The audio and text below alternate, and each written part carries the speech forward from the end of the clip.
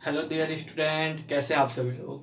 आज मैं अपने इस वीडियो में बात करने वाला हूँ बी फार्मा थर्ड सेमेस्टर एक के यू सिलेबस, ठीक है, फार्मास्यूटिकल एनालिसिस के सब्जेक्ट के टॉपिक के बारे में। ठीक है, कि आपका जो भी स्टूडेंट एक के यू में, ठीक है, 21-25 जो बैच है थर्ड सेमेस्टर में, ठीक है, उनमें फार्मास्यूटिकल एनालिसिस सेकेंड पढ़ना है। ठीक है, तो फार्मास्यूटिकल एनालिसिस सेकेंड में कौन कौन से इंपॉर्टेंट टॉपिक है, ठीक है, कौन कौन से टॉपिक आपको पढ़ने होंगे, क्या क्या है उसके अंदर, आज हम लोग इस वीडियो में उसके बारे में डिस्कस करने वाले हैं। ठीक है, तो स्टूडेंट अगर आप लोग थर्ड सेमेस्टर में है तो आपको याद होगा फर्स्ट सेमेस्टर में भी आपने फार्मास्यूटिकल एनालिसिस पढ़ा होगा। ठीक है, तो वहाँ पे आपने एक फर्स्ट यूनिट में ही पढ़ा होगा different technique use in pharmaceutical analysis. वहाँ आपने क्लासिफिकेशन देखा होगा कि फार्मास्यूटिकल एनालिसिस यानी फार्मास्यूटिकल यानी ड्रग एनालिसिस मतलब जांच, यानी ड्रग की जांच करने का जो मेथड है वो डिफरेंट टाइप का है। ठीक है, तो वहाँ पे आपने जो नॉन क्लासिकल मेथड देखा था, नॉन इंस्ट्रूमेंटल, उसमें आपने टाइट्रेशन देखा था, ठीक है, और वॉल्यूमेट्रिक देखा था और ग्रेविमेट्रिक देखा था। तो वो आपने क्या किया, फार्मास्यूटिकल एनालिसिस में फर्स्ट सेमेस्टर में ही पढ़ लिया। ठीक है, लेकिन उसी टेक्निक में आपका जो इंस्ट्रूमेंटल टेक्निक था, जिसमें आपका इलेक्ट्रोमैग्नेटिक और क्रोमेटोग्राफी, स्पेक्ट्रोस्कोपी और अदर था। ठीक है, तो उसमें से आपको क्रोमेटोग्राफी और इलेक्ट्रोमैग्नेटिक टेक्निक था, वो आपको फार्मास्यूटिकल एनालिसिस सेकेंड में पढ़ना है, या आप इसको इंस्ट्रूमेंटल एनालिसिस भी बोल सकते हैं। ठीक है, इंस्ट्रूमेंटल मेथड ऑफ एनालिसिस भी इस टॉपिक को आप नाम दे सकते हैं। ठीक है, तो इस एनालिसिस में आपको जो भी टॉपिक पढ़ने हैं वो सारे इंस्ट्रूमेंट बेस हैं। ठीक है, एक्सपेक्ट आपके जो 3 टाइट्रेशन है, ठीक है, उसके अलावा, ठीक है, बस आपके 3 टॉपिक है, जैसे नॉन एक्वस टाइट्रेशन है, कॉम्प्लेक्सोमेट्री टाइट्रेशन है और मिसलेनियस में डाई जो काल फीचर्स गैसोमेट्री, ये सब क्या है आपके टाइट्रेशन के पार्ट है। ठीक है, यानी केमिकल मेथड है। ठीक, तो आपका जो फर्स्ट चैप्टर है नॉन एक्वस टाइट्रेशन है, जो आपका एसिड बेस टाइट्रेशन का टाइप है। ठीक है, लेकिन इसमें नॉन है मीन्स इसमें वाटर कंटेंट नहीं रहेगा, कोई ऐसा सॉल्वेंट होगा जो आपका क्या हो, नॉन सॉल्वेंट, नॉन एक्वस हो, जैसे अल्कोहल हो गया, ईथर हो गया, क्लोरोफॉर्म हो गया। ठीक है, तो ये सब क्या है आपके नॉन एक्वस है, तो यहाँ नॉन एक्वस टाइट्रेशन हो गया।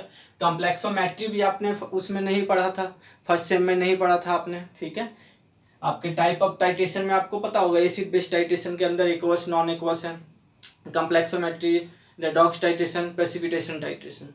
ठीक है, तो आपने कॉम्प्लेक्सोमेट्री और नॉन एक्वस फर्स्ट सेमेस्टर में नहीं पढ़ा था, तो आपको थर्ड सेमेस्टर में पढ़ना है। फिर एक मिसलेनियस में है, मिसलेनियस मेथड ऑफ एनालिसिस में डाइएजोटाइजेशन टाइट्रेशन, ठीक है, जिसमें आपको सल्फर ड्रग्स जो होते हैं, ठीक है, वो आपके इसके अंदर आते हैं। नेक्स्ट है कार्ल फीचर्स टाइट्रेशन, जो आपका रेडॉक्स टाइट्रेशन के अंदर आता है, लेकिन आपने वहां नहीं पढ़ा था क्योंकि यहाँ एक इंस्ट्रूमेंट यूज होता है कार्ल फीचर्स टाइट्रेशन में, इसलिए हम लोग यहाँ पढ़ेंगे। नेक्स्ट है गैसोमेट्री। ठीक है, नेक्स्ट जो है आपका फोर्थ टॉपिक है वो है extraction procedure including separation of drug from excipient, यानी ड्रग से आप लोग एक्सिपिएंट को, ठीक है, कैसे आप लोग अलग करेंगे, कौन कौन से सेपरेशन टेक्निक होते हैं, कैसे आप लोग सेपरेट करते हैं ड्रग और एक्सिपिएंट को, ये मेथड आप लोग इसमें पढ़ने वाले हैं। और पांचवा जो टॉपिक है वो है क्रोमेटोग्राफी। ठीक है, क्रोमेटोग्राफी भी एक इंस्ट्रूमेंटल टेक्निक है सेपरेशन, जिसमें आप लोग क्या करते हैं, चीज़ों को सेपरेट कर देते हैं। कोई कंपाउंड होगा, कंपाउंड को सेपरेट कीजिएगा तो उसके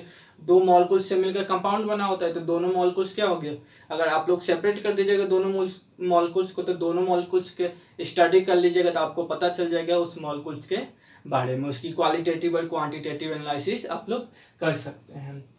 तो इसके अंदर जो है टीएलसी है, एचपीएलसी है, TLC means thin layer chromatography, HPLC means high performance liquid chromatography, GC means gas chromatography, PC means paper chromatography, column chromatography और एचपीटीएलसी आपको पढ़ना है। तो ध्यान रखिएगा, जो एचपीएलसी है वो प्रीवियस ईयर में क्वेश्चन में आपका 14 नंबर में आ रखा है, तो चांसेस है जीसी के, ठीक है, या पीसी के आपका पेपर क्रोमेटोग्राफी का चांसेस है 14 नंबर में आने का, तो इस पे ध्यान दीजिएगा आप लोग। ठीक है, नेक्स्ट है आपका पोटेंशियोमेट्री, कंडक्टोमेट्री, क्लोरोमेट्री और पोरोग्राफी और एम्पीरोमेट्री, ये सारे इलेक्ट्रोमैग्नेटिक एनालिटिक के अंदर आते हैं। ठीक है, तो इसको हम लोग को पढ़ना है, पोटेंशियोमेट्री को, कंडक्टोमेट्री को, क्लोरोमेट्री को, पोरोग्राफी और एम्पीरोमेट्री। ये जो है आपका इतना जो पोर्शन दिख रहा है ये आपका इंस्ट्रूमेंटल टेक्निक है। ठीक है, पोटेंशियोमेट्री, अगर आप एसिड बेस टाइट्रेशन कर रहे हैं तो वहाँ आपको क्या करना है, एक पोटेंशियोमीटर यूज करना है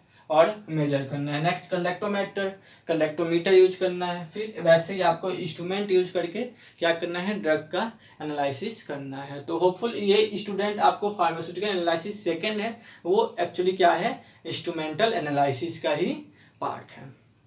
ठीक है, तो बहुत ही अच्छे से हम लोग पढ़ने वाले हैं। एक एक टॉपिक हम लोग नेक्स्ट वीडियो में क्या करेंगे, एक्सप्लेन करते जाएंगे काफ़ी इजी वे में। और इसके जो भी नोट्स होंगे, ठीक है, हैंड रिटन नोट्स है, कुछ कंप्यूटराइज नोट्स है, वो आपको डिस्क्रिप्शन में लिंक मिल जाएगा। ठीक है, वहाँ से आप लोग ले सकते हैं, पढ़ सकते हैं और एग्जाम में अपना फार्मास्यूटिकल एनालिसिस को बहुत ही ईजी से पढ़ लीजिएगा। ठीक है, ओके, थैंक यू स्टूडेंट।